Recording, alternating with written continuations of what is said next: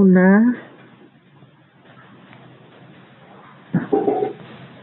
সুপারি আন দিদি, সুপারি খাই।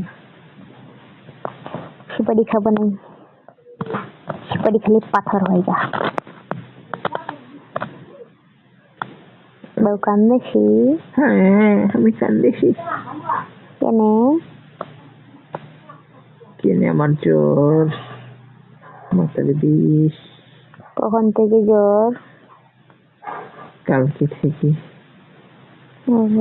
তাই বুঝি? আমাকে দেখে আমি তো কেউ নেই। ও, আর তোমার বউ কোথায় গেছে?